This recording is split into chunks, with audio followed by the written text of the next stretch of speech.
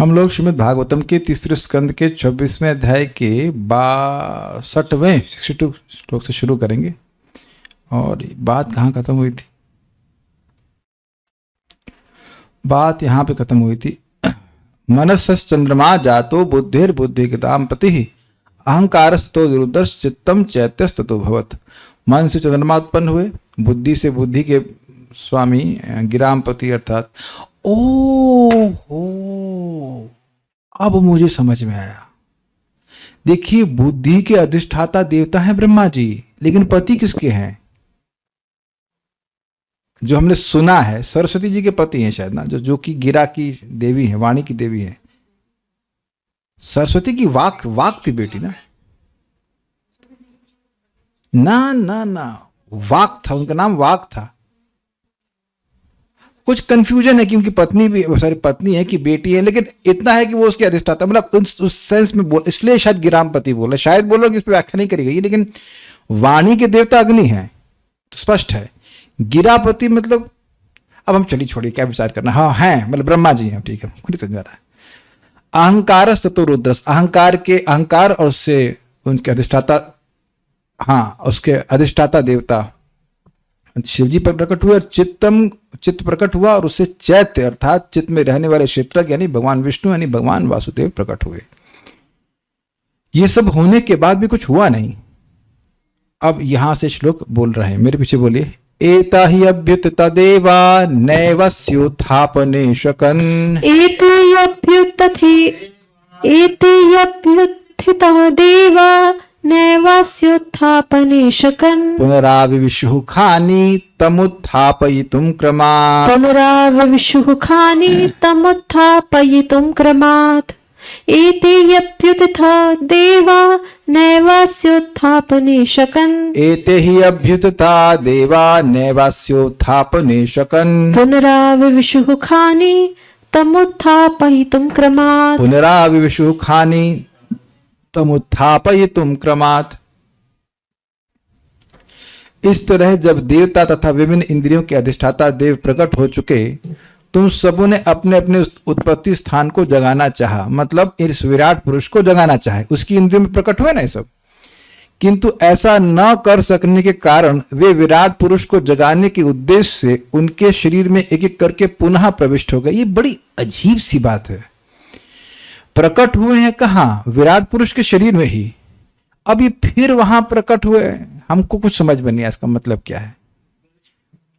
अरे भाई, प्रकट हुए प्रविष्ट हुए हमको तो ये तो समझ में आ रहा, but what does it mean? Shiv ji अहंकार में प्रकट हुए, चलिए शिव जी की बात छोड़ते हैं।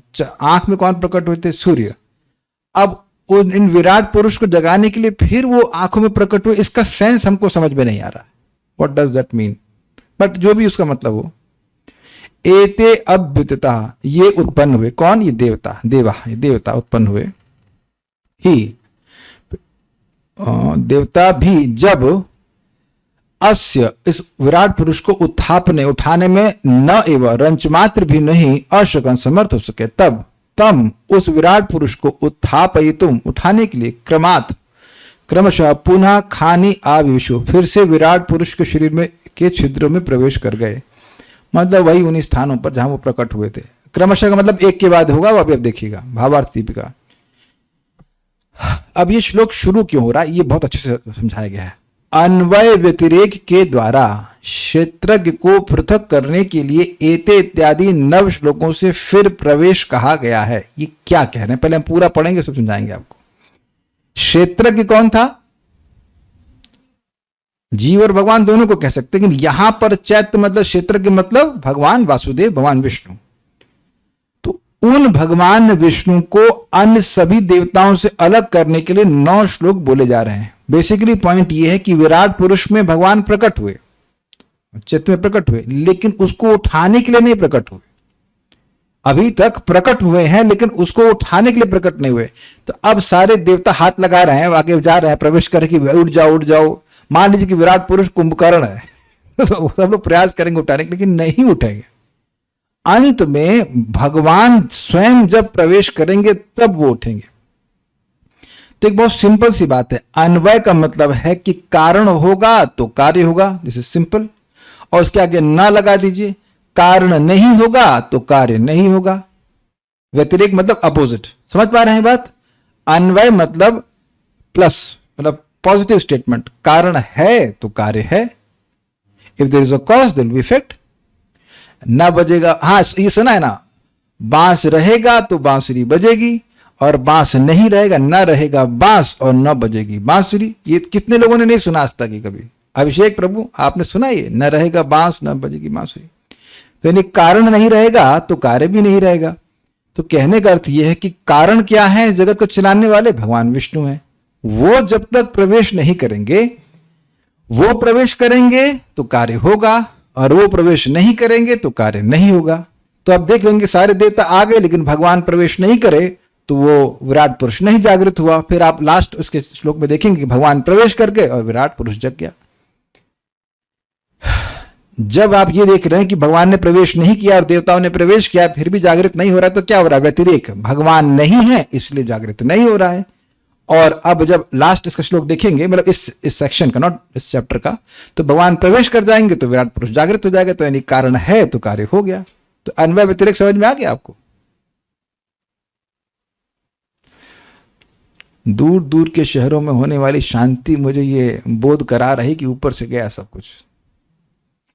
अरे भाई सीधी बात है, यहां बताया जाए कि ये देवता प्रवेश किए फिर भी नहीं उठा, ये देवता प्रवेश किए फिर भी नहीं उठे, वो देवता प्रवेश किए फिर भी उठे। तो क्यों नहीं उठे? क्योंकि भगवान प्रवेश नहीं कर रहे हैं। और जब फिर अंत में दिखाएंगे भगवान प्रवेश कर गए तो उठ गए एक बार में।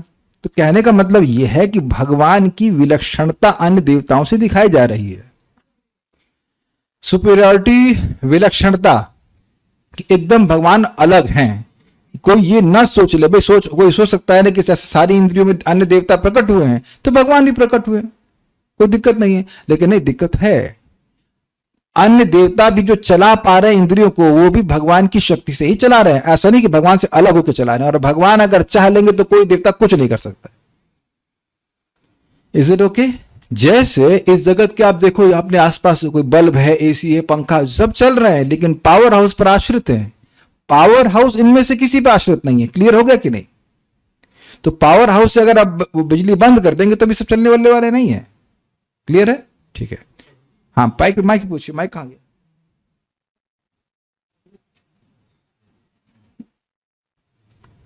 यस प्रभु जी, ये क्षेत्रज्ञ तो देवता भी हो सकते हैं ना? अच्छा, आप आए थे क्या? पिछली क्लास में आए थे? आपने पढ़ाया नहीं कुछ माता जी? केवल बच्चों को ट्यूशन देती हैं आप, प्रभु जी को नहीं देती? क्षेत्र के देवता भी हो सकते हैं। अच्छा, कौन से क्षेत्र के बारे में बात हो रही थी पिछले श्लोक? चलिए, वो आपसे बहुत प्रेम से डांटेंगे नहीं, आपको छोड़ दे रहे हैं। ठीक है, देखिए पिछले श्लोक में लिखा है चैत्य। कहां गया चैत्य? याद था ना? चैत्य मतलब चेतना के अधिष्ठाता देव वासुदेव, जो कि क्षेत्रज्ञ है। ये बोला गया था कि नहीं? तो वहां पे चक्रवर्ती पाद की टीका में स्पष्ट बताया गया था ना कि यहां पर चैत्य मतलब चित्त के अधिष्ठाता देव। क्षेत्रज्ञ जीव कहना उचित नहीं है, क्योंकि उसमें कर्तृत्व कर्णत्व का अभाव सर्वत्र प्रतिपादित किया गया है। जीव करता नहीं है, करने वाला भगवान है। तो वह अधिष्ठाता नहीं हो सकता है, वह उसका नियामक नहीं हो सकता है। जीव कुछ नियामक नहीं कर रहा, वो केवल अब चुपचाप बैठे देख रहा है कि क्या हो रहा है। तो क्षेत्रज्ञ जीव है, लेकिन विराट पुरुष की बारे में बात हो रही है। क्षेत्रज्ञ मतलब जो हृदय के स्थान में बैठा हुआ है। तो ठीक है, जीव हो सकता है, लेकिन वो अधिष्ठाता नहीं हो सकता है। इसलिए वहां क्षेत्रज्ञ के रूप में उसे कैंसिल किया गया था, भगवान वासुदेव को स्वीकार किया। आप थे ना कल की क्लास में? तो देवता क्षेत्रज्ञ हैं, ठीक है, अपने शरीर में है ना, उनको अपने शरीर को नहीं उठाना है विराट पुरुष को उठाना है ना। आप समझिए बात, विराट पुरुष को उठाना है कि अपने को उठाना है? वो तो उठे हुए हैं, बेचारे परेशान है कि नहीं उठ रहे हैं। तो विराट पुरुष को उठाना है ना। कुंभकर्ण सो रहा था ना, बाकी लोग जगा रहे थे, कोच रहे थे, वो नहीं उठ रहा था। तो ये बात है, ठीक है। तो क्षेत्रज्ञ यहां पे देखिए, क्षेत्रज्ञों नहीं लिखा है, क्षेत्रज्ञ को कहा। क्षेत्रज्ञ एक व्यक्ति को पृथक करने के लिए, यानी कि भगवान जो क्षेत्रज्ञ उसको अन्यों से, अन्य सभी देवताओं से पृथक करने के लिए। इस बात को आप टीका में आने वाला, क्षेत्रज्ञम अपि माम विद्धि सर्व क्षेत्रेषु भारत। अब तो ये बात तो पता ही है गीता की, भाई भगवान भी क्षेत्रज्ञ है, लेकिन अब अपि कहने का मतलब एक अकेले भगवान सारे के खेतों को जानते, सारे क्षेत्र को जानते हैं, तो वो सारे देवता ऐसे तो है नहीं। ठीक है, तो ठीक है, क्लियर हो गया, कोई दिक्कत नहीं। अन्वय अर्थात कारण होने पर कार्य होता है। जैसे आज वेदवादी ने पुलाव बनाया था तो मसाला तेज हो गया, तो वेदवादी होता है ये मसाला तेज हुआ, मसाला तेज डालने पर तेज हुआ कि नहीं डालने पे भी तेज हो जाता है। समझ में आ गया, कारण है तब कार्य है, ऐसा तो नहीं कि आपने चीनी डाली और मसाला तेज हो गया उसमें। It's very simple. तो विराट पुरुष का समझेंगे कार्य कौन सा हो रहा है यहाँ पे, विराट पुरुष की जागृति ये कार्य है। तो जब भगवान प्रवेश करेंगे तो विराट पुरुष जागृत हो जाएंगे, और जब तक भगवान प्रवेश नहीं करेंगे विराट पुरुष जागृत नहीं होंगे। ये पहले से हम आपको स्टोरी सुना दे रहे हैं। तो इससे भगवान अन्य देवताओं से अलग हुए कि नहीं हुए? अब ये मत कहेगा कि ये सब मुश्किल है समझना, इजी है कि नहीं। यानी कि अन्य देवता मिलकर भी जो काम नहीं कर पा रहे हैं वो अकेला भगवान कर दिया। अब तो समझ में आ गया, तो इसीलिए कह रहे अन्वय व्यतिरिक्त। अरे आपको पता है इतनी रिसर्च करनी पड़ती है यहाँ पे? हाँ समझ में आ गया। अब बड़े पैसे खर्च होते हैं, दिमाग में लगभग पैसे बस दिमाग खर्च होता है बहुत। हम पहले तो हमने कहा चलो टीका देखेंगे नहीं, क्या बोल रहे हैं। Then I was able to appreciate this very nice comment. अन्वय अर्थात कारण होने पर कार्य होता है, व्यतिरेक अर्थात कारण नहीं रहने पर कार्य भी नहीं रहता है। जब तक भगवान अंतर्यामी के रूप में विराट में प्रवेश नहीं करेंगे तो वह जागृत नहीं होगा, इसे हो गया व्यतिरेक। और जब वे प्रवेश करेंगे तभी वह जागृत हो गया, अन्वय। ठीक है, इसके द्वारा भगवान को सभी अन्य देवताओं से पृथक दिखाया गया है। तात्पर्य, भीतर सोते हुए अधिष्ठाता देव को जगाने के लिए मनुष्य को अपने ऐन्द्रिक कर्मों को बाहर से मोड़कर भीतर ले जाना होता है। अगले श्लोकों में विराट पुरुष को जगाने के लिए जिन ऐन्द्रिक कर्मों की आवश्यकता होती है उनका सुंदर वर्णन किया गया। हम पूरा तो नहीं समझ पा रहे हैं प्रपात में क्या कह रहे हैं, इतनी बात समझ में आ रही है कि भगवान अंदर बैठे हुए हैं एंड वो सो तो नहीं रहे हैं, सो रहे हैं भगवान, सो तो नहीं रहे लेकिन जगा नहीं रहे हम लोगों को, ऐसा कुछ कह सकते हैं। So when we engage our senses in Krishna's service, then he becomes active. जब हम अपनी इंद्रियों को भगवान की सेवा में लगाते हैं तब वो हमारी सहायता करते हैं आध्यात्मिक दिशा में प्रगति करने। इतनी बात समझ में आ रही है, बाकी अब वर्णन होगा। अब हम श्लोक तेजी से पढ़ेंगे क्योंकि एक ही बात को बताया जाएगा। तो अब अन्वय मैं नहीं देखूंगा, जो लोग इंटरेस्टेड है अन्वय रख दिए गए उसको आप लोग पढ़ लेना, बहुत ईजी है। ठीक है, वह निर्वाचा मुखम भेजे नोदतिष्ठत तदा विराट, वह निर्वाचा मुखम भेजे नोदतिष्ठत तदा विराट, घ्राणिना नासिके वायुर्नोदतिष्ठत तदा विराट, घ्राणेन नासिके वायुर्नोदतिष्ठत तदा विराट। तो टीका नहीं है, आप इसका अनुवाद पढ़ दीजिएगा, हो जाएगा। पढ़िए। अग्निदेव ने वागेंद्रिय से उनके मुख में प्रवेश किया किंतु विराट पुरुष उठा नहीं। तब वायुदेव ने घ्राणेन्द्रिय से होकर उनके नथनों में प्रवेश किया तो भी विराट पुरुष नहीं जागा। तो नहीं से क्या आप बोध कर रहे हो? व्यतिरेक, भगवान नहीं आए भी, जहां जहां नहीं आएगा मतलब व्यतिरेक। अभी कार्य नहीं हो रहा है, विराट पुरुष नहीं जग रहा है क्योंकि अभी मुख्य कारण भगवान प्रवेश नहीं कर रहे। इजी है, अगला देखते हैं। अक्षणी चक्षुषादित्यो नोदतिष्ठे तदा विराट, अक्षणी चक्षुषादित्यो नोदतिष्ठत तदा विराट, श्रोत्रेण कर्णौ च दिशो नोदतिष्ठे तदा विराट, श्रोत्रेण कर्णौ च दिशो नोदतिष्ठत तदा विराट। तब सूर्यदेव ने चक्षुरेंद्रिय से विराट पुरुष की आंखों में प्रवेश किया तो भी वह नहीं उठा। इसी तरह दिशाओं के अधिष्ठाता देवों ने श्रवणेन्द्रिय से होकर उनके कानों में प्रवेश किया किंतु तो भी वह नहीं उठा। तो ये तो स्पष्ट है कि आप लोग मैप कर पा रहे हैं कौन सा देवता कौन सी इंद्रिय का। इजी है, अभी तो पढ़ा था उसमें पहले।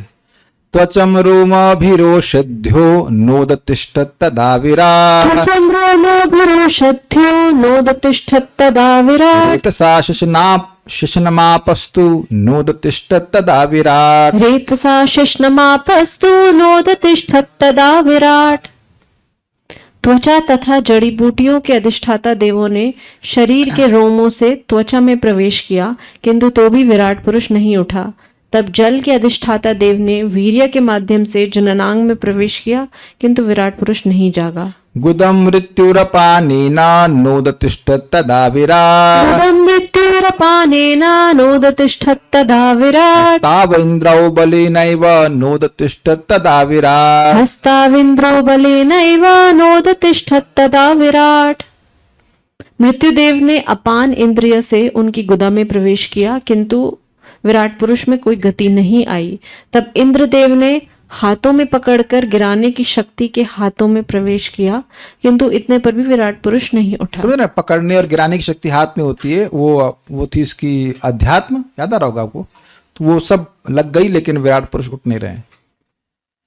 ओके, विष्णुर्गत्यैव चरणौ नोदतिष्ठत्तदा विराट् विष्णुर्गत्यैव चरणो नोदतिष्ठत्तदा विराट नाडिर्नद्यौ लोहितेन नोदतिष्ठत्तदा विराट् नाडिर्नद्यो लोहितेन नोदतिष्ठत्तदा विराट।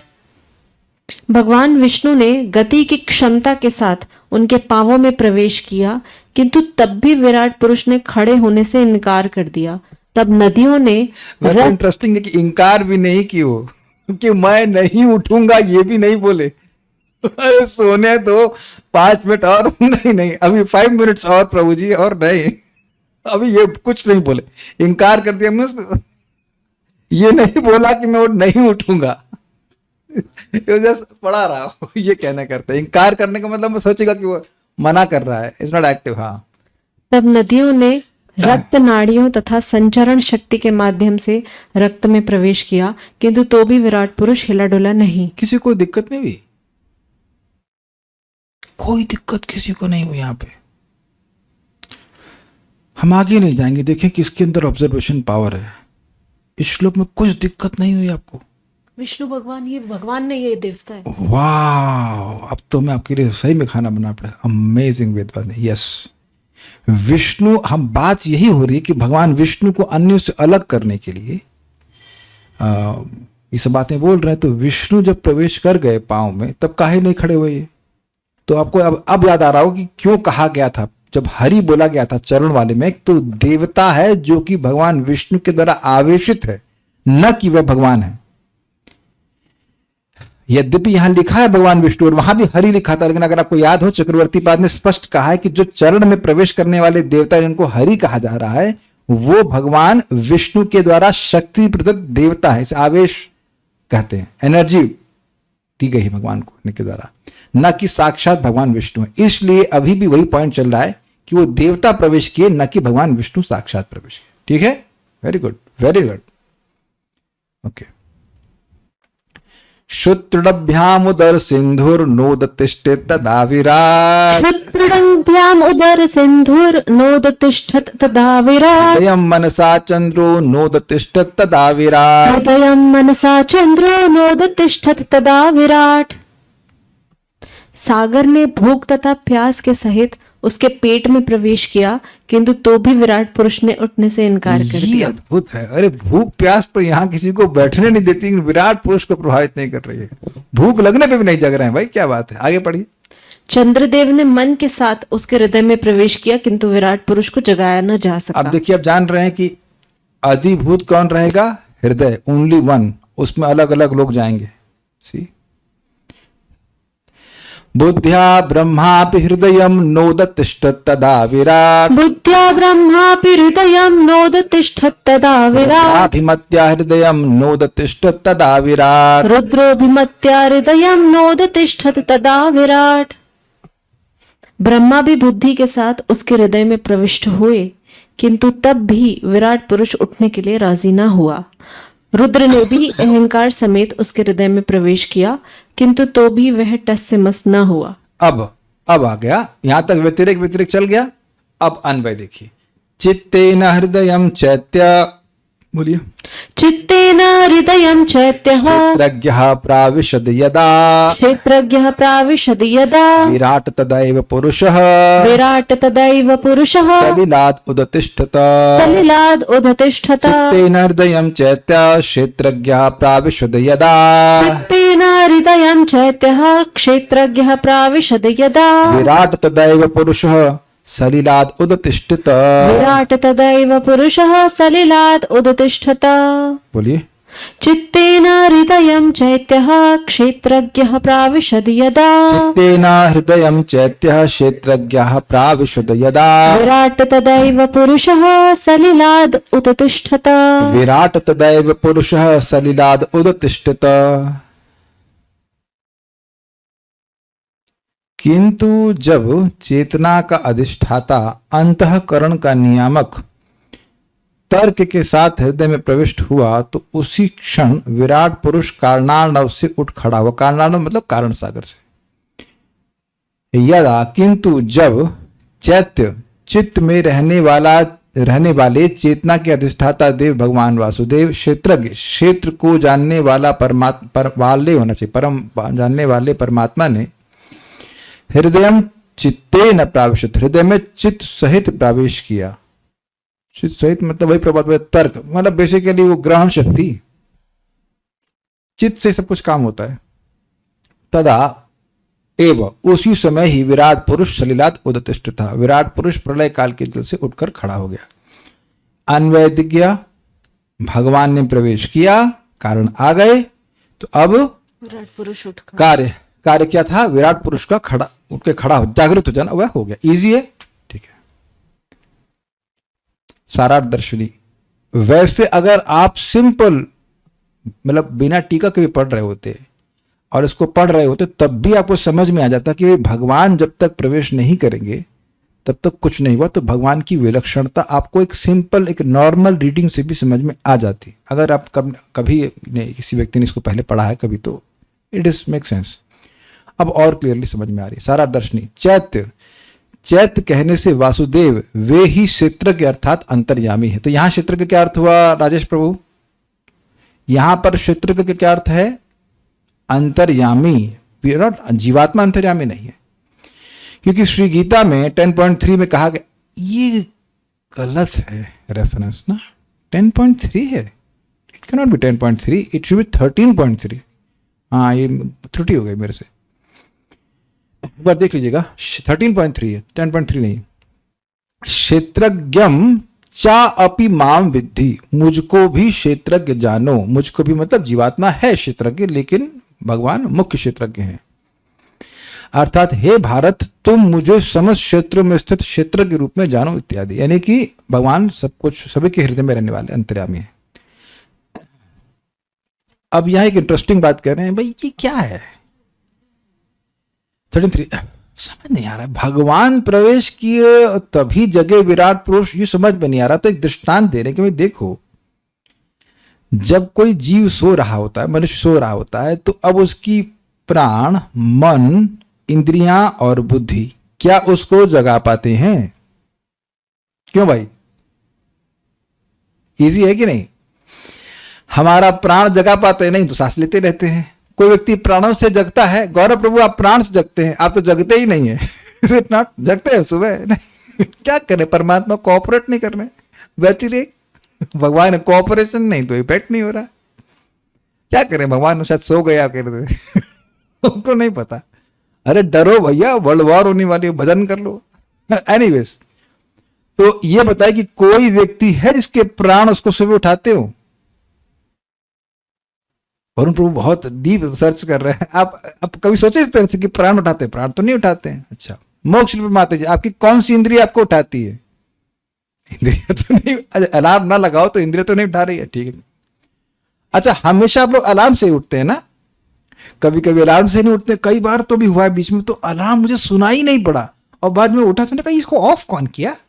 1 ऑफ, 2 ऑफ, 3 ऑफ, लगता है कोई है जो कर रहा है। कौन है? कोई तो कर नहीं सकता है। बस सो आपके साथ हुआ कभी? सो अनकॉन्शियस, आपको पता भी नहीं चला कि आपने ऑफ कब कर दिया। This is mind blowing. 2-3 दिन में तो ऐसा हुआ, सरप्राइज्ड। तो इंद्रियां भी नहीं उठा रही हैं और मन तो सो ही रहा है।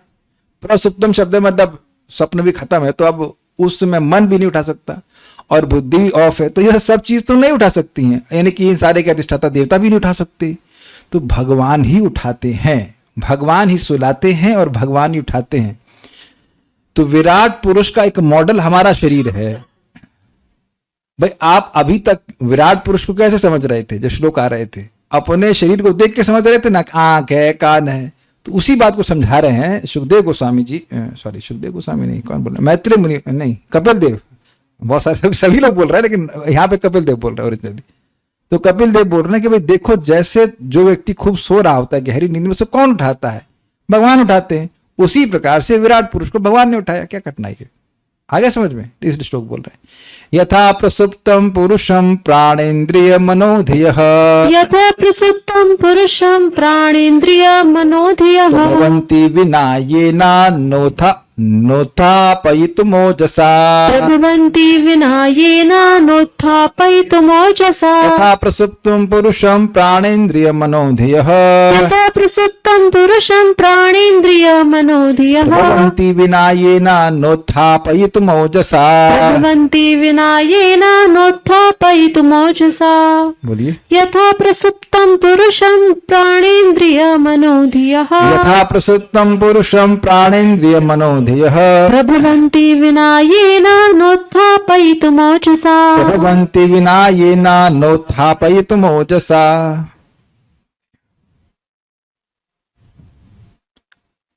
जब मनुष्य सोता रहता है तो उसकी सारी भौतिक संपदा मटीरियल प्रॉपर्टी यथा प्राण शक्ति, ज्ञानेन्द्रियां, कर्मेंद्रियां, मन तथा बुद्धि उसे उत्प्रेरित नहीं कर सकती, अर्थात उसे जगा नहीं सकती। वह तभी जागृत हो पाता है जब परमात्मा उसकी सहायता करता है। हमको मेरे याद आ रहे गोपाल अग्रवाल प्रभु हमारे घर पे आए तो बड़े बड़े स्वीट से हैं, अभी हैं यहाँ पे क्लास में। बोले मैं तो भगवान को बोल देता हूँ, देखो आप मुझे उठाओगे तो मैं भी सेवा करूंगा अगर 4 बजे उठाओगे तो 5 बजे खाने को मिलेगा, अगर 3 बजे उठा दोगे तो 4 बजे खिला दो। Very sweet and it's actually very sweet because ये ज्ञान पर आधारित है भाई। भगवान नहीं उठाएंगे तो आप कैसे उठिए? You can not wake up, you just can't wake up, उठ ही नहीं सकते। उठ भी जाते हैं, अब देखे होंगे आपने सुबह जब करते हैं। Very very nice, very simple businessman, simple person. But बात बड़ी ज्ञान की कह रहे हैं कि आप नहीं उठाएंगे तो कैसे काम चलेगा? प्रेरणा देने वाले तो भगवान ही है ना। यथा प्रसुप्तम, जैसे प्रकृष्ट सुप्तम, गहरी नींद में सोए हुए, इसलिए गहरी नींद का प्रयोग कर रहे हैं, हल्का फुल्का नहीं, अच्छे से सोया हुआ व्यक्ति, पुरुषम, पुरुष को मैंने मनुष्य को, प्राण स्पष्ट है, प्राण, इंद्रियां, कर्मेंद्रिय, ज्ञानेन्द्रियां, मन स्पष्ट है, धिया बुद्धि, ये ना विना, जिस मतलब जिसके बिना, जिस परमात्मा के बिना, ओजसा अपनी शक्ति से उत्थापयितुम न प्रभवंती, जगाने में समर्थ नहीं होते, उसका पूरा करना पड़ेगा आपको। उसी तरह वे भी विराट पुरुष को क्षेत्र के परमात्मा के बिना नहीं उठा सकते। सबको समझा गया? भाई प्रैक्टिकल है कि जो सो रहा होता है वो सांस भी ले रहा होता है, तो कहां वो उठ पाता है? नहीं उठ पाता है। यहां तक कि सपना भी नहीं टूट सकता है। सपने में बुद्धि एक्टिव रहती है, लेकिन सपना भी आपने देखा होगा कि चले जा रहा है, एकदम से स्नैप होता। यद्यपि अलार्म ना भी बजा हो, मैं रिपीट कर रहा हूं, अलार्म तो अभी रिसेंट इन्वेंशन है, लेकिन हमेशा तो अलार्म नहीं बजता है। अलार्म ना भी बजे, जब तक भगवान उस सपने को तोड़ करके आपको दूसरा जागृत कॉन्शियसनेस में नहीं लेके आते हैं, not possible. He is absolutely in control of our consciousness. यही तो समझ में आई बात भाई। 4 कॉन्शियसनेस है कि नहीं? प्रसुप्ति, सपनावस्था, जागृति और तुरिया। तुरिया का तो अनुभव हम लोग को है नहीं, लेकिन सभी सारी चेतना जो कंट्रोल करने वाले वो भगवान है भाई। ये तो वरुण प्रभु समझ ही नहीं कि नींद कैसे जाती है। अरे प्रभु, चाचा कितने अज्ञान में, चाचा कितने अज्ञान में। पापा को पता होगा, राजेश प्रभु आपको पता है सोते कैसे? आपको भी नहीं पता। मम्मी को तो पता होगा, निशामती M.Pharm में नहीं पढ़ा होगा। राधा रमन प्रभु आप तो जानते हैं, ब्रजवासी आप सब जानते हैं। नहीं, आप नहीं जानते हैं। और कभी आप जानते हो, हम भी नहीं जानते हैं। वेदवादी जानती, वेदवादी कहती है हम तो कहीं भी सो लेते हैं। कैसे सो लेती हैं? कहीं भी कैसे नींद आ जाती है? तो कोई यहाँ पे जो विद्वान मंडली को जानता है हम सो कैसे जाते हैं? अरे ये तो छोड़ दीजिए, लोग जप में भी सो जाते हैं। मैं बोला सांस लो, सो गए।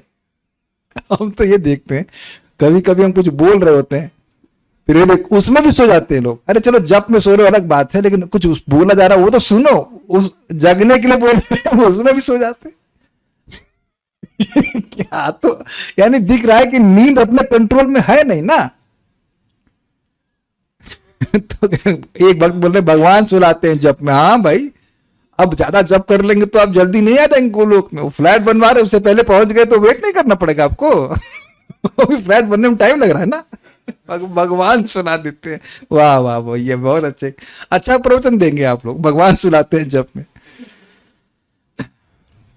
ये कह रहे हैं तो फिर जप में सोना भगवान कराते हैं? नहीं, आपकी इच्छा है इसलिए भगवान कराते हैं। भगवान बता तो रहे हैं टीचर के द्वारा कि गहरी सांस लो, हवा भी दी है, अभी तो हवा मतलब ठीक ही है, तो हवा का ही नहीं ले रहे हैं। Anyways the point is very simple कि व्यक्ति जैसे जग नहीं सकता अगर भगवान न जगाएं, उसी तरह से सारे देवता मिलकर भी विराट पुरुष को नहीं जगा पाए। सबको समझ में आ गया दृष्टांत से? दृष्टांत का पर्पस यही होता है। Very good, so we will go forward.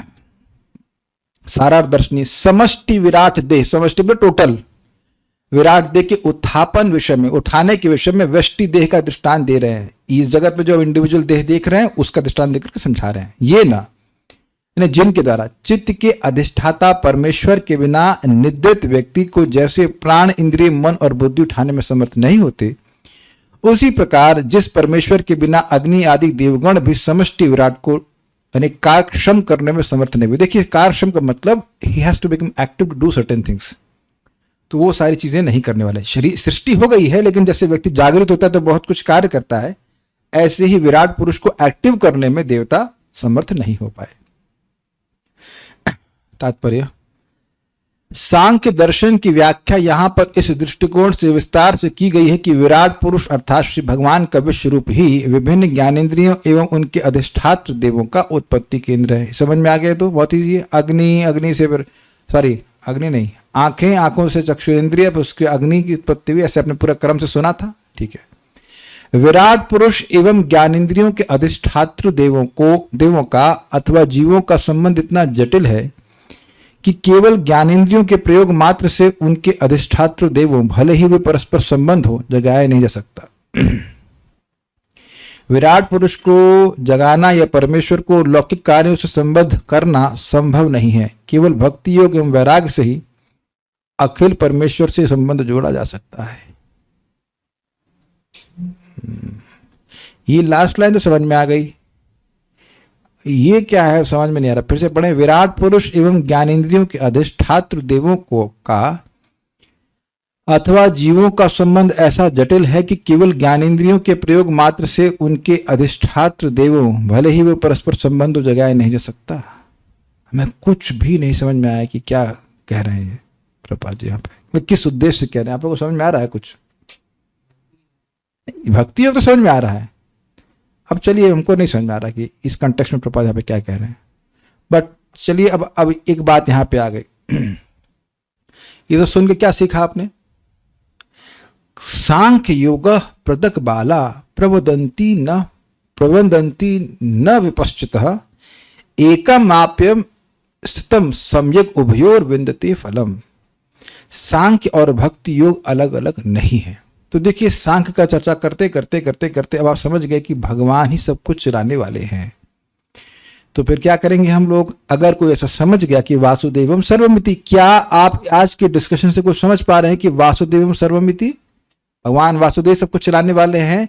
तो अब जब भगवान वासुदेव सब कुछ चलाने वाले हैं तो आप क्या करेंगे? भगवान वासुदेव की भक्ति करेंगे। यही बात यहाँ बोल रहे हैं। तो बेसिकली यद्यपि चैप्टर प्रकृति पुरुष का विवेक है, सब कुछ है, लेकिन उसका कंक्लूजन क्या आ रहा है? कंक्लूजन भक्ति ही आ रहा है। ऐसे भगवान की व्यक्ति को भक्ति करना चाहिए, क्योंकि उसकी इंद्रियों के जितने भी कार्य हैं वो भगवान के द्वारा ही नियमित है। और ये बात मैं बोलना भूल ना जाऊं, ये बोल रहा हूं, हम कुछ भी कार्य कर रहे हैं, एनीथिंग, तो ये समझना चाहिए कि वो हम लोग बिल्कुल से हमारे हाथ की तरह है। मेरा हाथ वैसे ही कार्य कर रहा है जैसा मेरा शरीर या मैं कराना चाहता हूं। ऐसे ही हम सब लोग कार्य कर रहे हैं अलग अलग प्रकार से, लेकिन जो भी शक्ति मिल रही है वो भगवान के द्वारा ही मिल रही है। ये भगवान के द्वारा ही हम लोग नियमित है। ये व्यक्ति को समझना चाहिए। कोई भी कुछ कर पा रहा है या नहीं कर पा रहा है, वो इसीलिए कि भगवान उसको करने दे रहे हैं या नहीं करने दे रहे हैं।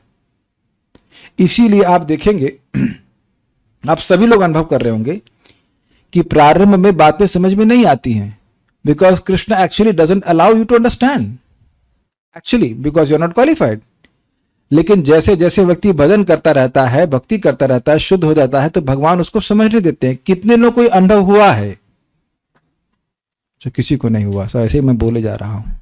1 गिनती कर, 2 3 4 5 6 7 वटएवर 8 9 है, मतलब कुछ लोग ऐसे। और एक बहुत बड़ी बात यहां समझने वाली है, जिस ज्ञान के लिए आप योग्य होंगे भगवान उस ज्ञान से आपको मरहूम नहीं रखने वाला है। उर्दू समझाए मेरी? मरहूम, मरहूम बोलते हैं ना, मरहूम, मरहूम मीन्स महरूम, महरूम, मरहूम वंच। एक दिन हम उर्दू में क्लास देंगे पूरा, तो कहीं हो सकता पाकिस्तान वाले को सुन ले। तो मरहूम नहीं रखने वाले, you won't be denied of that knowledge. अपरिचित नहीं, मतलब आपको वांछित नहीं रखेंगे। मैं इसलिए बोल रहा हूं कि कभी कभी लोग सोचते हैं अरे हमको रासलीला समझ में नहीं आ रही। भाई तुम्हारी योग्यता नहीं है समझने की। अभी भजन करिए, धीरे धीरे करके जब योग्यता आएगी तो भगवान सारा कुछ बताएंगे। Don't jump on that. Parikshit Maharaj नहीं कह रहे क्या आप यहाँ विराट के बारे में बता रहे हैं, हमारा मन कर रहा है कि वो सुने, हम रासलीला सुने, ये सुने। नहीं, he is patiently hearing it and that's the way you understand Bhagavatam. सब कंट्रोलर भगवान है, भगवान ही नियामक है।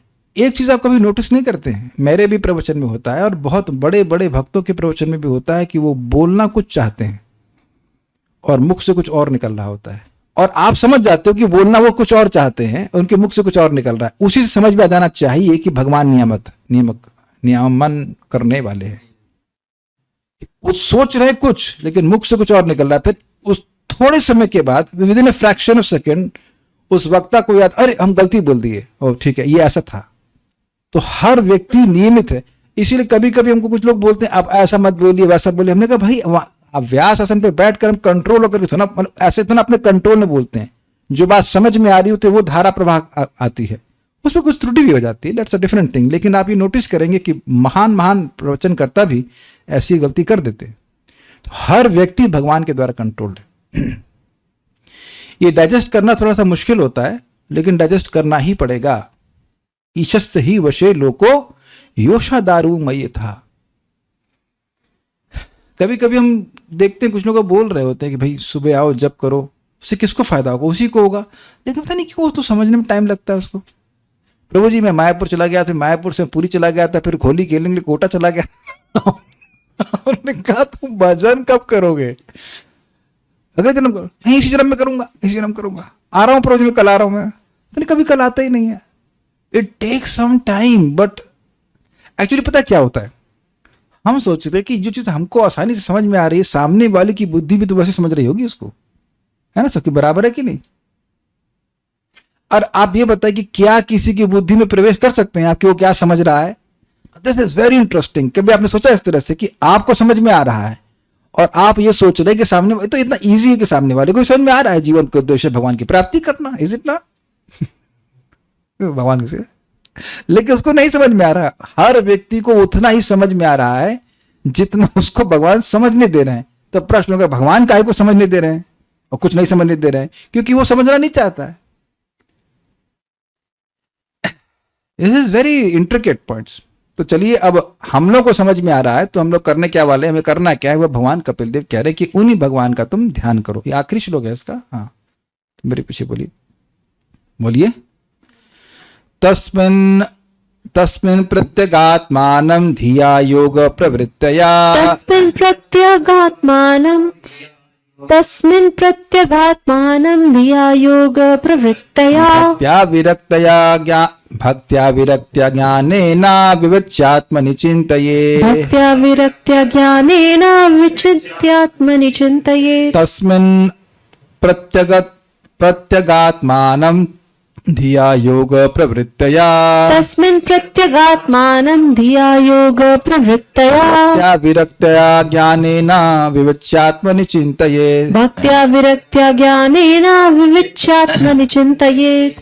तस्मिन् प्रत्यगात्मानं धिया योग प्रवृत्तया, तस्मिन् प्रत्यगात्मानं धिया योग प्रवृत्तया, भक्त्या विरक्त्या ज्ञानेन विविच्यात्मनि चिन्तयेत्, भक्त्या विरक्त्या ज्ञानेन विविच्यात्मनि चिन्तयेत्।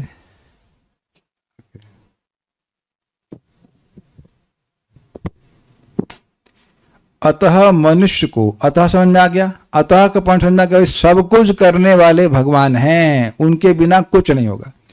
अतः मनुष्य को समर्पण, वैराग्य तथा एकाग्र भक्ति के माध्यम से प्राप्त आध्यात्मिक ज्ञान में प्रगति के द्वारा इसी शरीर में परमात्मा को विद्यमान समझकर उसका चिंतन करना चाहिए, यद्यपि वे इससे अलग रहते हैं।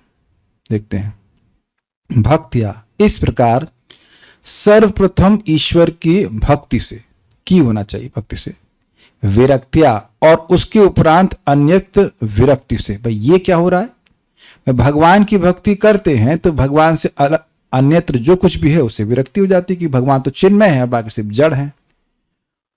और ज्ञानेना, और उसके बाद ईश्वर अनुभव रूप ज्ञान से, जगत से विरक्त है, भगवान में आसक्त है, तो मयि आसक्त मना पार्थ योगम युंजम मदाश्रय असंशयम समग्रमाम यथा ज्ञास्यसि तशृणु। तो भगवान का ज्ञान होने लगता है, बल्कि क्रम तो ये है कि भगवान का अनुभव होता है, ज्ञान होता है, इस कारण से जगत से विरक्ति होती है। लेकिन जैसे भी आप समझ लीजिए, भक्ति उत्पन्न होती, जगत से विरक्ति हो जाती है। योग प्रवृत्तियां, भक्ति योग के द्वारा एकाग्र चित्त से भगवान का अनुभव हुआ, अब भक्ति कर रहा है, फिर भगवान का अनुभव हुआ, तो अब मन भगवान में और एकाग्रता से लगेगा। इसलिए कह रहे हैं योग प्रवृत्ति, योग के द्वारा प्रवृत्त समझते हैं, इंगेज्ड, इंपेल्ड, इंगेज्ड, नियोजित, इंग्रॉस तो है, इंग्रॉस तो अर्थ आ रहा है, लेकिन वो समझ पा रहे हैं, भक्ति योग उसको प्रेरित कर रहा है भक्ति में प्रवृत्त होने के लिए। देखिए इस क्लास में सब लोग अलग अलग लेवल के हैं, तो अब जिसको कम समझ में आ रहा है वो कल क्लास में आएगा नहीं आएगा, अब सब टू हिम। जिसको खूब समझ में आ रहा है वो बहुत आग्रह से आएगा। अंतर है कि नहीं दोनों में? कुछ है ना? तो जिसको अधिक अनुभव हो रहा है श्रीमद् भागवतम का, वो और अधिक प्रवृत्त नहीं होगा क्या? भागवत ही उसको भागवत में प्रवृत्त नहीं कराएगी? अरे यहीं बैठे हैं करना मित्रों, खुद अपना अनुभव बता रहे थे कि 4-5 साल पहले, 6 साल पहले, 6 साल पहले बड़े खुश होते थे जिस दिन क्लास नहीं होती थी। अच्छा आज रोज प्रीचिंग ले भागना, बहुत अच्छा है, प्रचार इशार है, रोज बाहर जाए। अब कहते हैं कि भाई क्लास छूट जाती है, क्लास नहीं होती तो अच्छा नहीं लगता है। तो आप देखिए कि भागवत का एप्रिसिएशन बढ़ा है, तो वह एप्रिसिएशन मन को एकाग्र नहीं कर रहा है। इस सबका अनुभव है भाई, सबका शुरुआत में आते पल्ले नहीं पड़ता है, लेकिन जब भागवत समझ में आने लगती है तो आप देखें कि मन एकाग्र भी नहीं करना पड़ता है, अपने आप एकाग्र होने लगता है। क्या बोलेंगे इस पॉइंट में, क्या मतलब है, समझ में आने लगता है। ये तो अनुभव से बोल रहा हूं, आप लोगों को भी समझ में आ ही रहा होगा बात। आप एक बार अभी कुछ भक्त आए थे सुबह के समय, तो उस दिन मैं क्लास जानबूझ करके रोक दिया। हमें लग रहा था ये लोग बेचारे परेशान हो रहे हैं, क्या छोड़िए अक्कल बढ़ा देंगे इसको। यू नो, आप you can see in the eyes कि भाई समझ में आ रहा है कि नहीं आ रहा है। तो जो एकदम भागवत से के ज्ञान से महरूम है नवाकिफ हैं, उनको भागवत क्या समझ में आएगी। परम पूज्य राधा गोविंद महाराज बोलते हैं कि नए लोगों को पढ़ा रहे हैं, अब उनको यही समझ में नहीं आया यमराज कौन है। तो अब जामिल कहानी क्या पढ़ाएंगे आप? यमराज कौन?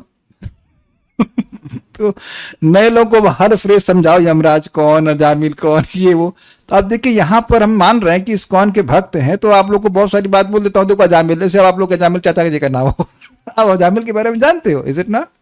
अब वो था ना कहानी सारी समझाऊंगा मैं समझाने का प्रयास कर रहा हूं कि जितना व्यक्ति भक्ति करता है वो और प्रवृत्त होता जाता है।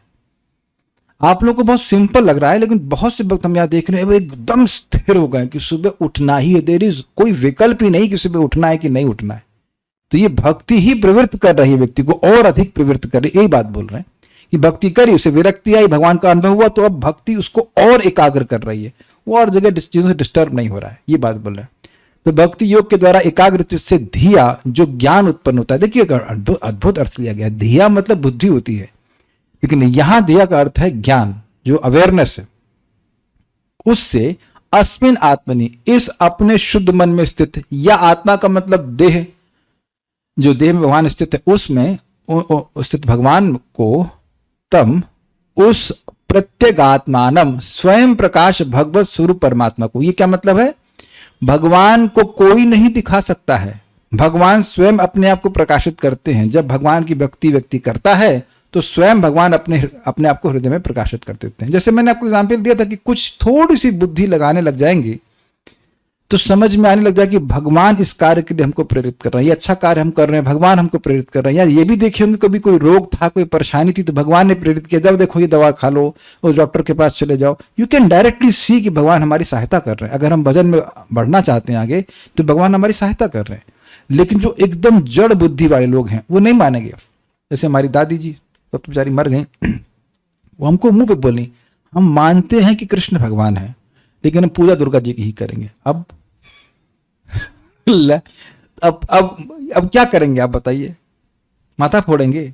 तो देख रहे हैं कि अब एकदम जड़ हैं लोग कि नहीं भगवान कृष्ण है मान रहे लेकिन पूजा दुर्गा जी की करेंगे, कृष्ण की करेंगे ही नहीं। Just keep quiet, what you can do. लोग जड़ हैं, भगवान भी हैं और हृदय में प्रेरित कर रहे हैं, लोग समझ नहीं पाते। आप लोग कहानी समझ लो श्री कृष्ण है, नहीं तो लोग वही क्या परम पिता परमात्मा परमेश्वर और कौन वो बहुत भारत में चलता है, बहुत चलता है। तो उनको विविच यानी जानकर चिंतित यानी ध्यान करेगा, मतलब ये समझते हो कि मेरी जितनी भी क्रियाएं हैं वो सब भगवान के द्वारा प्रेरित हो रही हैं। This is very nice, very nice.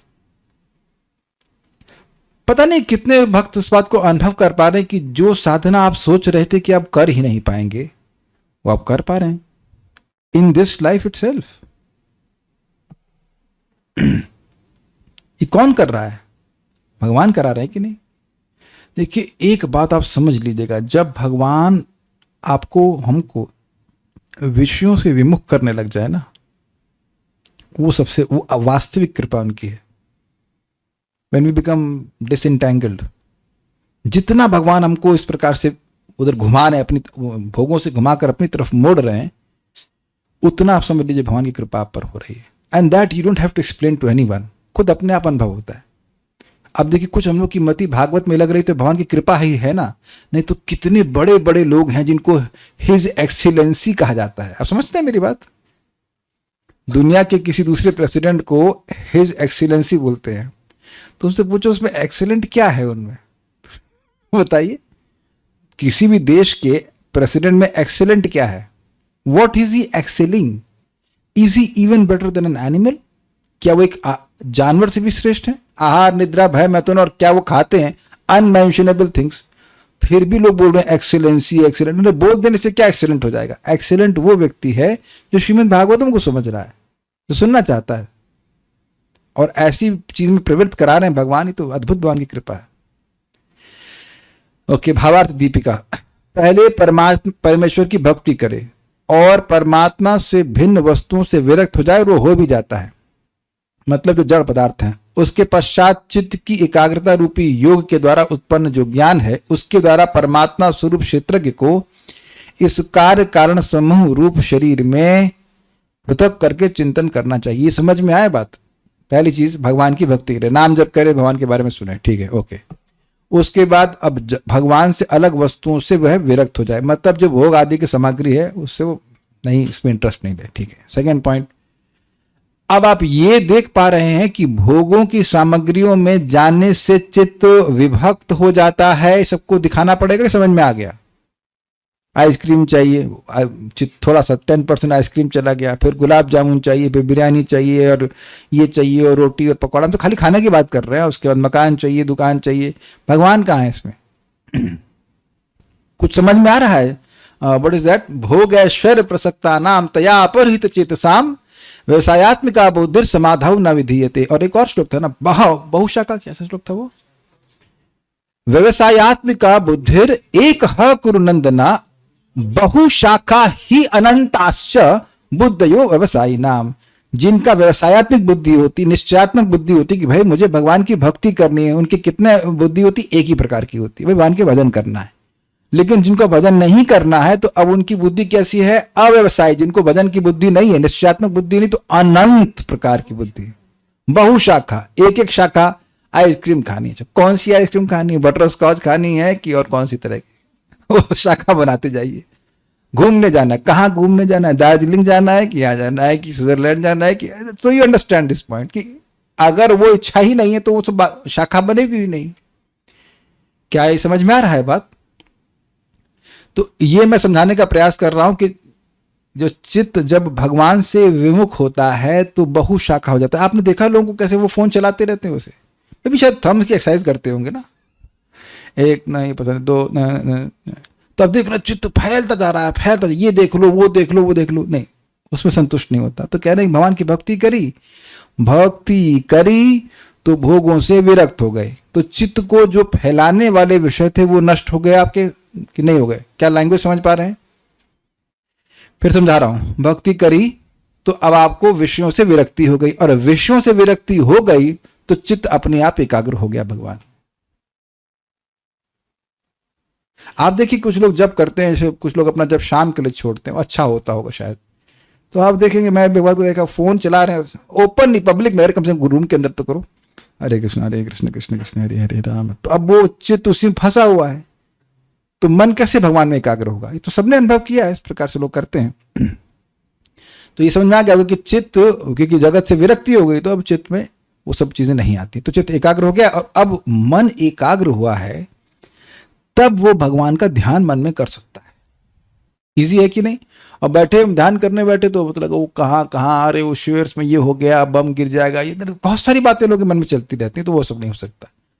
तब व्यक्ति समझ पाता है कि भगवान इस शरीर में है और वो इस शरीर से अलग है, वो शरीर के नियामक, ये बात बोल रहे हैं। अच्छा, ये समझ आ गया? कार्य कारण समूह रूप शरीर में आत्मनि शब्द की व्याख्या हो रही, मतलब इस शरीर में कार्य हैं और कारण हैं। कार्य कारण स्वरूप शरीर में मतलब कैसे समझाऊं इसको? शरीर में बहुत सारे कार्य दिख रहे हैं आपको, इफेक्ट्स, आंख, नाक, इंद्रियां सब दिख रही हैं, और उनके पीछे कारण भी हैं। इट्स लाइक फॉर एग्जाम्पल, मन में कुछ विकार आया और वो कारण हुआ, और वो विकार शरीर में उत्पन्न होता है कि नहीं? मान लो मन में क्रोध आया तो वो इंद्रियों में प्रकट होता है कि नहीं? मैं एक एग्जाम्पल दे रहा हूं, बाकी पूरा शरीर ही कार्य कारणात्मक है। एक्चुअली कोई भी जगत में वस्तु तो कार्य कारणात्मक है। ये शरीर कहीं से आया है, इस शरीर की कुछ उत्पादन है, सीधी सीधी बात ही है। इजी, ठीक है। सारार्थ दर्शनी संख्यानुकथन का प्रयोजन कह रहे हैं, मतलब ये सांख्य क्या गिनाया गया, इसका प्रयोजन कह रहे हैं कि काहे सब बोल रहे हैं, शायद गिनती क्यों कर रहे हैं? तो कहने तम प्रत्यगात्मानम, प्रत्यगात्मा कहने से प्रत्यक यानी कि अतीन्द्रिय ज्ञान गम परमात्मा को यानी अंतर्यामी को जानना होगा। ये क्या हुआ भाई? कह रहे हैं कि ये जो परमात्मा है, भगवान है, ये स्थूल इंद्रियों से पकड़ में नहीं आते, इसलिए उनको प्रत्यगात्मा कह रहे हैं। जब इंद्रियां पूरी तरह शुद्ध हो जाती हैं तो वो अतीन्द्रिय यानी सुपर सेंसेस बन जाती हैं, और जब इंद्रियां सुपर हो जाती हैं तब भगवान को पकड़ती हैं। सुखम आतंतिकम यत्तद बुद्धि ग्राह्यम अतीन्द्रियम। तो नॉर्मल आंखें हैं, कान है, ये सब भगवान को नहीं पकड़ते हैं, लेकिन भगवान गीता में कहते हैं जितात्मनः प्रशांतस्य परमात्मा समाहित, जिसने अपने मन को जीत लिया वो परमात्मा को पकड़ पाता है। तो आपको मैंने समझाया था कि रेडियो खराब है तो कुछ नहीं आता है सिग्नल, लेकिन जब रेडियो ठीक हो जाता है तो सिग्नल पकड़ने लगता है। तो जब इंद्रियां शुद्ध हो जाती हैं तब भगवान को समझते हैं, इसलिए कह रहे हैं तम प्रत्यगात्मानम। बात तो इजी है, समझ में आ रही है कि नहीं हम नहीं जानते, लेकिन बात यही है कि जब तक इंद्रियां पूरी तरह शुद्ध नहीं हो जाएंगी, इंद्रियां बाहर की हैं, जैसे मान लीजिए अब कोई व्यक्ति पिक्चर देख रहा है इस समय, समझ लीजिए कि इस समय जो हीरो हीरोइन है वो भागवतम को कितना समझ रहे होंगे। हमको बहुत डाउट है कि भागवतम शब्द भी जानते होंगे कि नहीं। वो को क्लियर है ना कि जो भौतिकतावादी लोग हैं वो अब उनकी इंद्रियां तो विश्व में जा रही पूरी तरह से, तो भागवतम भगवान ये क्या समझेंगे? कुछ नहीं समझेंगे ना। अब तो समझ में आ रहा है। तो इंद्रियां जब शुद्ध होती हैं तो भगवान की बात समझ में आती, इसलिए भगवान को प्रत्यगात्मन कह रहे हैं। ठीक है। अस्मिन आत्मनि, इस कार्य कारण संघात रूप देह में, मतलब यह शरीर जो कार्य कारण स्वरूप है, अथवा जीवात्मा में ही चिंतन करना चाहिए, अपने हृदय में ही चिंतन करना चाहिए। दोनों अर्थ हो सकते हैं। अस्मिन आत्मनि शब्द था, मतलब आत्मा का अर्थ शरीर भी हो सकता है और आत्मा का अर्थ जीवात्मा भी हो सकता है। तात्पर्य मनुष्य अपने भीतर परमात्मा का साक्षात्कार कर सकता है। वे मनुष्य के शरीर के भीतर रहते हैं, किंतु वे शरीर से अलग हैं अथवा शरीर से परे हैं। स्पष्ट है। यद्यपि परमात्मा व्यष्टि आत्मा के साथ इस शरीर में आसीन है, किंतु शरीर में उसकी कोई अनुरक्ति नहीं होती जबकि आत्मा की होती है। ये भी स्पष्ट है। वो दो तोते वाली बात समझ आ है ना आपको? एक तोता फल खा रहा है, दूसरा तोता देख रहा है क्या कर रहा है ये। अतएव मनुष्य के भक्तिमय सेवा के द्वारा इस भौतिक शरीर से अपने को विलग कर लेना चाहिए। ये थोड़ा समझना चाहिए। देखिए, हम देह में रह रहे हैं, ठीक है, फर्स्ट क्लास, लेकिन देह के लिए नहीं रहना चाहिए। एग्जाम्पल दूंगा आपको। कार में लोग बैठे हैं, तो जो ड्राइवर है उसको पता है कि हवा है कि नहीं, पेट्रोल है कि नहीं, इत्यादि इत्यादि, लेकिन वो कार के लिए नहीं बैठा है। कार में बैठा है लेकिन कार के लिए नहीं बैठा है। कुछ अंतर देख रहे हैं? वो जान रहा है कार में पेट्रोल भराना है और कार से में जाना है, लेकिन वो ये नहीं मान रहा होता कि वो कार है। लेकिन सामान्यतः जो जीव है वह केवल देह के लिए ही कार्य कर रहा होता है, आत्मा के लिए कुछ नहीं कर रहा होता। तो जब हम शरीर का उपयोग देह के आत्मा के उत्थान के लिए करते हैं, तो इस प्रकार से हम अपने आप को शरीर से अलग रख सकते हैं। एग्जाम्पल आपको दूंगा, जैसे किराए के मकान में आप रहें, तो आपको पता है ये दरवाजा है, ये है, वो फलाना ढिमकाना जो कुछ भी है, लेकिन वो आपका नहीं है, वो याद रहता है ना? क्लियर है ना? तो रह रहे हैं आप, बाल्कि मुझे लोग बोल देते हैं खरीद लिया मकान। हमने कहा नहीं नहीं, खरीदे नहीं है, ये हमारा नहीं है, हमारा तो कभी था ही नहीं। जो हमारा था वो हमारे हाथ से चला गया, हम रहना नहीं चाहते। इसी उसी तरह से देह भी हमारा नहीं है, ये देखने वाली बात है बस। क्लियर? तो देह हमारा नहीं है, भगवान के द्वारा दिया गया है। देह को भगवान की सेवा में उपयोग करना, सिंपल सी बात है। यहां पर यह स्पष्ट उल्लेख है भक्त्या, या यहां पर यह स्पष्ट उल्लेख भक्त्या है कि मनुष्य को परमेश्वर की भक्ति करनी होती है। जैसा कि श्रीमद् भागवत 1:2:7 में कहा गया, वासुदेवे भगवती भक्ति योग प्रयोजिता। जब वासुदेव अर्थात सर्वव्यापी भगवान विष्णु की शुद्ध भक्ति की जाती है, तो इस भौतिक जगत से तुरंत विरक्ति उत्पन्न होने लगती है। इसीलिए तो आप लोगों, बहुत से लोगों को अब मेरे रिश्तेदारों की बातें नहीं अच्छी लगती, पढ़ाई करना अच्छा नहीं लगता। वो पहले भी कचरा ही था, अब आपको दिख रहा है कि वो कचरा है। Just that simple. आप ठीक हो रहे हैं, कॉन्ग्रेचुलेशंस। कुछ लोग प्रभु जी हमको अब अच्छा लग रहा है, क्या हो रहा है? हमने कहा सही हो रहे हो, अच्छा हो गया, हो रहा, सही हो रहे हो। नहीं हो रहा है तो चिंता करना चाहिए, हो रहा है तो चिंता नहीं करना चाहिए, ठीक है? और ये रुकेगा भी नहीं। अगर कथा सुनते रहे और जप करते रहे तो अब ये विरक्ति बढ़ेगी ही। एक माता जी को उनके रिश्तेदार बोले, लगता है तुम 2 साल में हमसे बहुत दूर हो जाओगे। 2 साल? 2 साल तो बहुत होता है भाई। भागवत अगर आप रोज सुन रहे हैं, you will be a different person with in a month. अगर आप रोज नियमित रूप से सुने, रोज चैंटिंग करें, तो 1 महीने में ही चेंज हो जाती है बुद्धि। It's very powerful. इस क्लास के बाद कुछ बोलना चाहता हूँ, इसको पूरा करके बोलता हूँ, ऐसे भी बोल देता हूँ मैं। आज हमको एक माता जी ने कॉल किया, तो एक उनके घर में हम लोग कार्यक्रम करने गए थे बहुत साल पहले, आई थिंक 6-7 साल पहले, हमको दिन याद नहीं रहते हैं। तो आज बाद में हम लोग खैर वापस अपना आ गए थे, यहाँ पे रह रहे थे, और वो मालूम चला कि उन प्रभु जी ने आत्महत्या कर ली। शॉक्ड। कुछ प्रॉपर्टी का केस था। फिर मैंने कहा माता जी मेरी तो पास तो कोई प्रॉपर्टी नहीं है। कारण में तो आपके पास क्या प्रॉपर्टी है? इनके पास तो नहीं। Very happy. तो आप देख रहे हैं कि भागवतम नहीं सुनने से, भक्ति नहीं करने से, जिस अवस्था में दूसरा एक बंदा तो खुश है हम किराए के मकान में रहने, मारो बम, कोई अपना तो है नहीं, फूटे कुछ भी फूटे, क्या फर्क पड़ता है? कुछ भी टेंशन नहीं है। इधर वाले बाबा को भी कोई दिक्कत नहीं है, रामराज प्रभु को कोई दिक्कत है, इधर नहीं है, उनको भी कोई दिक्कत नहीं। We are just damn happy, absolutely happy. उसी चीज में मर मर के व्यक्ति मर ही गया। तो चलो कुछ जप किए, भक्ति की, तो ठीक है। तो ये भागवत कितना बड़ा फायदा करा रही है, ये लोग समझ नहीं पाते हैं। अब वो चिंता करने क्या हो सकता है? मैंने कहा अब क्या जो होना है, जो किया हमने भक्ति की, तो आगे कंटिन्यू करेंगे। बट यू सी, क्या ये शोक और मोह का प्रभाव नहीं है कि हमारे को नहीं लेके, हमें कुछ नहीं मिला, भाट जी की चीजें? यही है जगत की आसक्ति, जिसका रिजल्ट आप देख रहे हैं। भगवान की भक्ति अगर दृढ़ता से व्यक्ति करे तो विरक्त हो जाएगा। आप देखना, बड़ी सुंदर बात एक महाराज बोले थे, परम पूज्य कदम कानन महाराज, की भगवान अपने अन्न ऐश्वर्य देंगे तो आप फंस जाएंगे। मान लो भगवान ने अपना रूप दे दिया तो आप फंस ही जाओगे।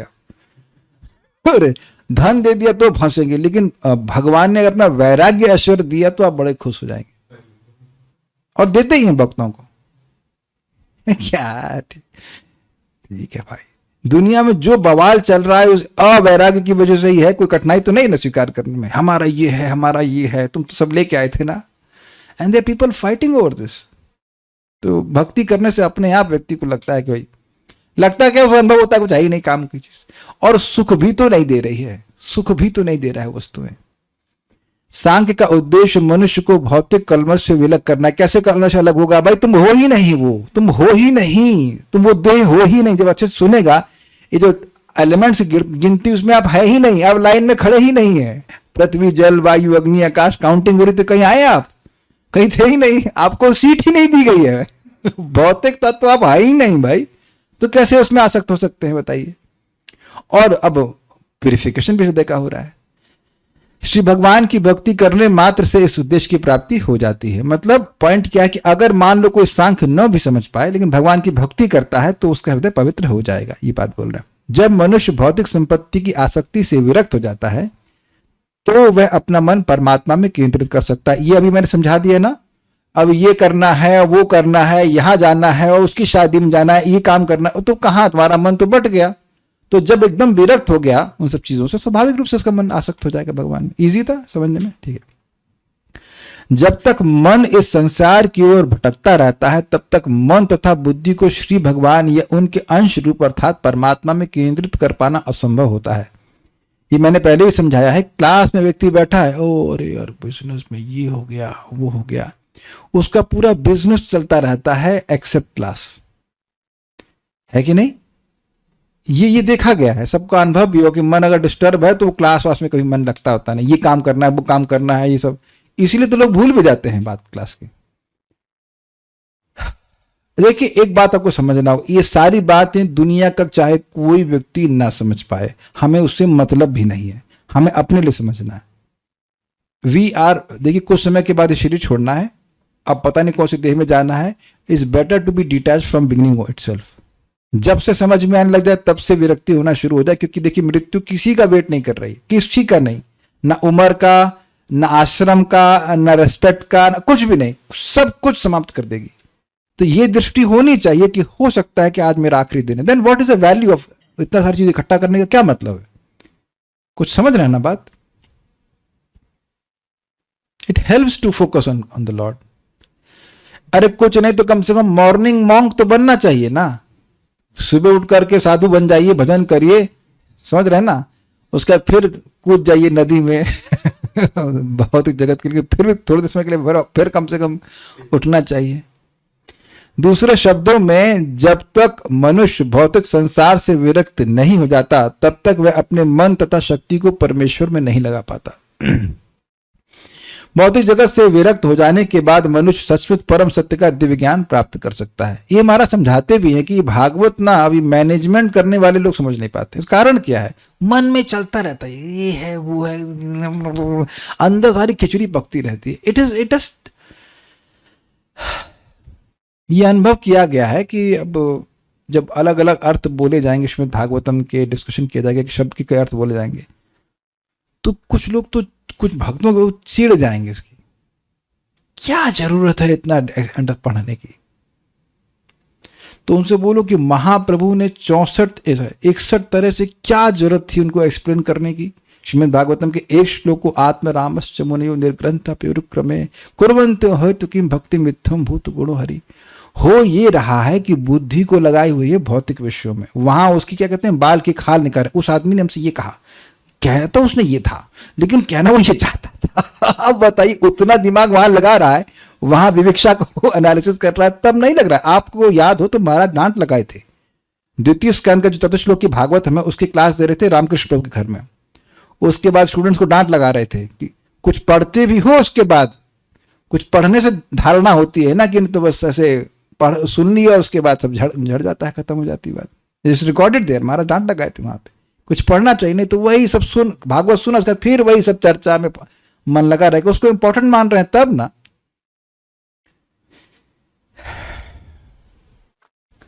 जब तक वह इंद्रिय भोग या सांसारिक भोग में फंसा रहता है तब तक परम सत्य को समझ पाना संभव नहीं होता। भगवत गीता 18.54 में भी इसकी पुष्टि हुई है। क्या पुष्टि हुई भाई? ब्रह्मभूत प्रसन्नात्मा, I think that is a shloka. Yes. भौतिक कल्मश से मुक्त व्यक्ति प्रसन्न रहता है और भक्ति में प्रवेश कर सकता है तथा भक्ति योग के द्वारा मुक्त हो सकता है। श्रीमद् भागवत के प्रथम स्कंद में कहा गया है कि मनुष्य भक्ति करके प्रसन्न होता है और प्रसन्न रहने पर वह तत्व ज्ञान या कृष्ण भक्ति को समझ सकता है, अन्यथा ऐसा संभव है। एवं प्रसन्न मनसो भगवत भक्ति योगतः भगवत तत्व विज्ञानम मुक्त संगत से जायते। इस प्रकार से भगवान के द्वारा श्रवण कीर्तन करके व्यक्ति का चित्त रजोगुण तमोगुण से जब रहित हो जाता है तो उसको बहुत आनंद आता है, बहुत सुख मिलता है और फिर भगवान के तत्व को समझ पाता है। ये बात प्रभुपाद कह रहे हैं। प्रकृति के तत्वों का विश्लेषणात्मक अध्ययन मीन्स क्रिटिकल एनालिसिस तथा परमात्मा में मन को केंद्रित करना, यही सांख्य दर्शन का सार है। मतलब समझे कि भाई ये एलिमेंट्स हैं, हम इनमें से कुछ नहीं है और भगवान इसके परे तत्व है, उन पे मन लगाना है। इस सांख्य योग की सिद्धि परम सिद्धि की भक्ति के साथ पूर्ण होती है। मतलब सांख्य योग को करना ही इंपॉर्टेंट नहीं है, उसका कंक्लूजन है कि भगवान की भक्ति करनी चाहिए। इस प्रकार श्रीमद् भागवत के तृतीय स्कंद के अंतर्गत प्रकृति के मूलभूत सिद्धांत नामक 26वें अध्याय की भक्ति विधान तात्पर्य पूर्ण हुए। श्रील प्रभुपाद की जय। I am so happy, very happy कि वर्ल्ड वॉर से पहले हम तीसरे स्कंद के 26वें अध्याय तक पहुंच गए। कौन जाने मिसाइल गिर जाए कोई भरोसा नहीं। और कोई प्रश्न किसी बात का है, पैसे नहीं रहेगा तो सुसाइड इज प्रेफरेबल। अच्छा, मां के गर्भ में भी पैसा था आपके पास तो वहां कहा नहीं कि सुसाइड कर लिए। देखो एक बात आप समझ लेना, जिस दिन भूखे ऐसी नौबत आ जाए कि आपके पास खाने के भी पैसे ना हो तो आप मुझे फोन करना और गूगल पे नंबर बता देना, मैं 100 रुपये भेज दूंगा केवल एक दिन के खाने के। अगले दिन फिर देखना कि भूखे मर रहे हो तो फिर मैसेज करना, प्रभु जी खाने के लिए कुछ नहीं, तो सिर्फ 100 रुपये भेज दूंगा मैं अगले दिन फिर भूखे मर। आज तक हमें कोई रिक्वेस्ट ऐसी अपने ग्रुप में से नहीं आई, लेकिन 16 माला के बाद भेजूंगा। समझे बात? ये सब नौटंकी है, सब नौटंकी है। भूखे नहीं मर सकते। देखिए भगवान सबसे अच्छे मैनेजर है। मैं भी एक मैनेजर रह चुका हूं। मेरा एक सिंपल सिस्टम है। आपको क्या सुविधा चाहिए? अच्छा, मंगल आरती के लिए गर्म पानी चाहिए, 2 गीजर लगा देंगे। अब नहीं उठे तो गाली देंगे फिर कस। तो भगवान तो इतने अच्छे मैनेजर हैं। आप भजन करिए, आपकी आवश्यकता से अधिक ही मिलेगा। प्लीज सुसाइड नहीं करना, कोई भूखे नहीं मरना। बता देना 100 रुपये भेज देंगे, आप 100 रुपये में हो जाएगा ना, पेट भर जाएगा ना। दाल चावल आता है ना, क्या 100 रुपये किलो आता है। 1 किलो राइस तो खाते नहीं, 100 ग्राम होता है राइस, है ना। 100 रुपये किलो दाल आती है, तो आपकी 100 ग्राम दाल कितने रुपए की? 10 रुपया की। और 10 रुपए का चावल और 5 रुपए का तेल का चौक मार देना 25 रुपये में खा लोगे आप। तो कौन भूखा मर रहा है यहाँ पे बताइए? भूखा भगवान बड़ा, महाराज बड़ा अच्छा बोलते हैं, देखे सुने न भक्त भिखारी। ठीक है, जो अपने कर्तव्य करने वो करने चाहिए, लेकिन चिंता नहीं करनी चाहिए, चिंता नहीं करनी चाहिए। भूखे नहीं मर सकते, मरेंगे तो डायबिटीज से मर सकते हैं। मीठा खा खा कर भक्त फैटी लीवर हो जाएगा, मर जाएंगे खा खा करके। भूखा नहीं मर सकता। आप लोगों के कान में आया कि कोई भक्त भूखा मर गया हो? Have you met? Kale Krishna प्रभु आप किसी डिवोटी को मिले जो भूखा मर गया हो? मुस्कुरा रहे हैं। खाना ना बनाए वो अलग बात है, आलसी कहीं का, लेकिन मतलब भूखा नहीं मर सकता है। अफ्रीका में डिवोटी मर रहे हैं भूखे, तब हम प्रश्न सुनिए, अब डिवोटी की बात कर रहा हूं। डिवोटी नहीं मर सकते। प्रभुपाद बता रहे थे कि जब वो कौन सा था वो 1905 की जो भुखमरी थी, उसमें भी भक्त लोग कह रहे थे we are managing somehow that, managing somehow. Krishna बहुत दयालु है, और जो भजन कर रहे हैं उनका तो हद से ज्यादा दयालु। भूखे नहीं मर सकते। मेरे को जॉब में भी ज्यादा बोलने का मन नहीं करता, लगता है कि क्यों खचर खचर करूं। कभी कभी लगता है आगे काम कैसे चलेगा। अब ठीक है, अच्छी बात है, प्रगति हुई। Condition apply for 100 rupees. Shyam सावना प्रभु, कंडीशन अप्लाई फॉर 100 रुपीज। हाँ 16, उसके बाद 100। प्रसादम खा लेंगे, फ्री है। द्रविड प्रभु कह रहे हैं फ्री। आपके लिए फ्री है क्या? माता जी से पैसे नहीं लेते होंगे बनाने के, ठीक है। Okay, so there no more questions, you got it. Raghupati Pran कुछ कहना चाहते हैं? ओके बोलिए प्रभु जी। 1 मिनट, मुझे सेटिंग चेंज करनी होगी। देखिए, जो लोग भगवान को गाली दे रहे हैं उनको भी भगवान रोटी दे रहे हैं, और अब जब कर रहे हो तो भगवान की भक्ति कर रहे हो तो ऐसा होगा? ऐसा नहीं हो सकता। हमें आज तक कोई मिला नहीं है। अरे बरसाना आप जाइए, एकदम अंदर कहीं कोई गुफा है, उसमें पूजा चल रही है, तो पूजा भी चल रही है, पराठे भी सेक रहे हैं, सब खा रहे हैं। और वो छोड़िए, हमें तो आश्चर्यचकित हो गया, इस्कॉन का ही भक्त था, वो बाबा जी बन गया। तो जो गहवर वन है, देखा आपने, वहां पे गहवर वन में एक सरोवर है, वहां पर वो लिटरली ओपन में रह रहे थे, और मैं और सनक सनातन पे वहां पहुंचो तो हमको डोनेशन दे रहे अरे भैया अपनी स्थिति को देखो जरा, दिस इज अमेजिंग। मैं सच बोल रहा हूं, there is no shelter, open, पेड़ के नीचे रह रहा है वो बंदा, भक्त हमको कह रहे हैं आप हमसे तो जो भजन कर रहा है वो कैसे भूखा मर सकता है? नॉट पॉसिबल, कहीं संभव नहीं है। अब आप इसको समझिए, ऐसा क्यों संभव नहीं है? यही तो पढ़ा आपने, सब भगवान नियामक हैं, ईशस् ही वशे लोको, यो बिल्कुल हाथ में है भगवान के सब कुछ। अपना धर्म कीजिए, भक्ति कीजिए, भगवान देखिए कि निर्वाह करते हैं। हाँ रघुपति प्राण प्रभु बोलिए। हरे कृष्ण प्रभु जी। बोलिए। प्रभु जी, मेरा प्रश्न है कि श्रीमद् भागवतम जैसे जैसे आपसे और किसी अन्य भक्तों से सुनता हूँ तो ऐसा आसक्ति हो जाता है कि बस और सुनते ही जाऊं।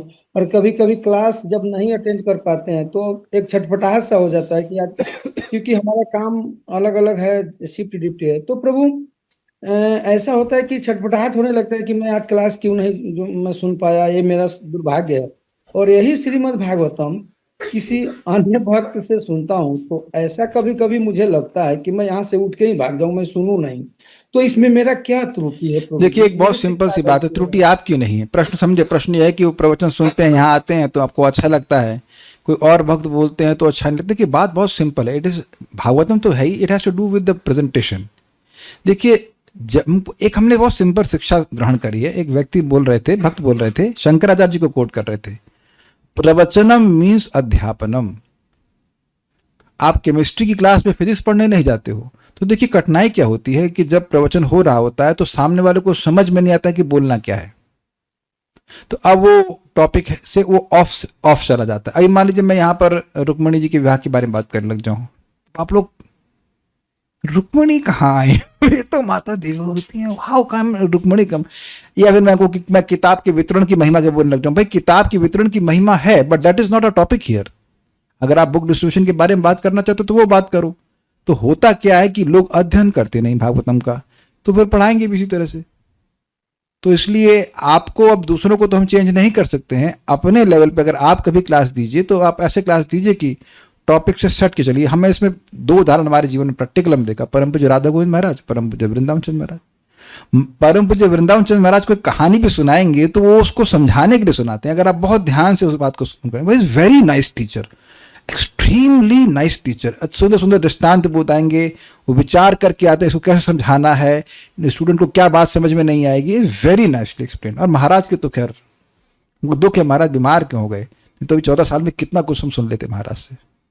एक्सट्रीमली नाइस, एक्सट्रीमली नाइस, मतलब I have no words to explain. इतना आप अगर एक लेक्चर सीरीज सुनिए, ये भागवत धर्म, इतना अच्छा महाराज समझाएं और इतने कठिन टॉपिक्स को इतना क्लियरली इजी वे में समझाएं और बिल्कुल सट करके। और महाराज एक प्रवचन में बोल रहे हैं कि जो बात बोल रहे हैं पहले उसे कंप्लीट कर लेना चाहिए। कभी कभी लोग बोलते हैं आधी बात, उसे छोड़ करके भी दूसरी बात, पे छोड़ करके तीसरी बात, या कभी कोई प्रवचन करता है chain link mechanism. Chain link mechanism क्या, मतलब बोल रहा है, उसको एक शब्द आया, उस शब्द के फिर कनेक्ट करके कुछ और बोला, फिर एक और शब्द आया, ऐसा करके पूरी एक चेन बन जाती है और आपको समझ में नहीं आता कि क्या बोला जा रहा है। Then you feel unsatisfied. तो ये शैली है बोलने की कि आपको जो भी विषय दिया जाए उस पर बोलना चाहिए। तो ये भी एक है कि one should feel satisfied. Prabhupada ji के तात्पर्य में इतना सारी बातें, आचार्यों की बात को लेकर समझना चाहिए। और एक और को रहस्य बता रहा हूं मैं, जो महाराज ने बताया था, लिंक। जो श्लोकों का लिंक श्रीधर सीधा स्वामी देते हैं, चक्रवर्ती पाद देते हैं, उससे और मजा आता है कि भाई ये श्लोक बोल क्यों रहे हैं। नहीं तो बहुत बार डिसकनेक्टिविटी महसूस हो जाएगी, भाई ये श्लोक आया ही क्यों। आप देखो कि सांख्य की बात चल रही थी, एकदम से भक्ति की बात कहां से आ गई। तो जब समझते हैं कि भाई ये सांख्य को बताने का प्रयोजन ही था कि भक्ति करनी चाहिए, तो व्यक्ति को अच्छा लगता है। और एक और आपको सीक्रेट बताऊंगा जो उर्मिला माता जी ने बताया था। हमारा ऐसा नहीं, मेरे को पता था, क्लास में बताया, बहुत अच्छा लगा था, बहुत अच्छा बात उन्हें बोली। उन्होंने बोला भगवत गीता में भगवान कहते हैं वादः प्रवदतामहम। वाद मतलब होता है कंक्लूजन। तो कोई भी बातचीत चल रही है उसका कंक्लूजन ड्रॉ होगा तो भगवान वहां उपस्थित होंगे। तो अगर कोई बात है, कोई प्रवचन किया गया, उसमें लोगों को कंफ्यूज छोड़ दिया गया, वो यही समझ नहीं पाया कि हम सुने क्या आज। आप ऐसा होता है ना, कभी कोई प्रवचन करते गए बोलना क्या चाहते थे, तो अब ऐसे में उस प्रवचन में भगवान उपस्थित नहीं है बस। तो कंक्लूजन ड्रॉ कर दिया जाए कि हाँ ये है, और ऑब्वियसली कंक्लूजन भक्ति के संदर्भ में होना चाहिए। तो भगवान की उपस्थिति वहां होगी और भगवान प्रसन्न है तो जीवात्मा भी प्रसन्न होगा। और एक हम इसमें और तीसरी बात बोलेंगे, बहुत सिंपल, जो महाराज ने बोली कि भाई हर जीवात्मा भगवान का प्रेमी है, तो भगवान की बात बोलेंगे तो उसको अच्छा लगेगा, और भगवान की बात नहीं बोलेंगे, अपनी बात कुछ बोलेंगे। आप कभी देख लेना कि अपनी बात बोलेंगे ना, अपना मत बोलेंगे, कोई ना कोई व्यक्ति असंतुष्ट होगा ही, बिकॉज इज योर ओपिनियन, वो मन से उत्पन्न हुआ है और भगवान उससे संतुष्ट नहीं हुए। तो अपने को ही देखना है कि भगवान की बात बोली जानी चाहिए। I think there are no more questions on that, will stop here. Srimad Bhagavatam की जय, श्रील प्रभुपाद की जय, निताय गौर प्रेमानंदे। Thank you.